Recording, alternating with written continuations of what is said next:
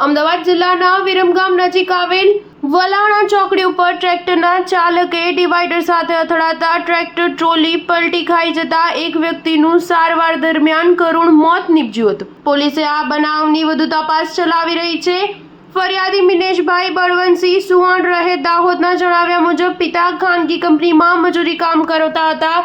વિરમગામ ખાતે રેલવેની આરસીસી દિવાલ બનાવવાનું કામ ચાલતું હોય ટ્રેક્ટરમાં સેન્ટિંગનો સામાન ભરી બીજી સાઈડ ઉપર ખાલી કરવા જઈ રહ્યા હતા ત્યારે ટ્રેક્ટરના ચાલકે પૂર ઝડપે અને ગફલતભરી રીતે હંકારી વલાણા ચોકડી ઉપર ટ્રેક્ટરની ટ્રોલી રોડના ડિવાઈડર ઉપર ચડાવી દેતા ટ્રોલી પલટી ખવડાવી દેતા ટ્રોલીમાં બેઠેલ પિતા બળવંતસિંહ ઇજાગ્રસ્ત થતા 108 મારફતે વિરમગામ શહેરની ખાનગી હોસ્પિટલમાં ખસેડવામાં આવ્યા જ્યાં સારવાર દરમિયાન કરુણ મોત નીપજ્યું હતું।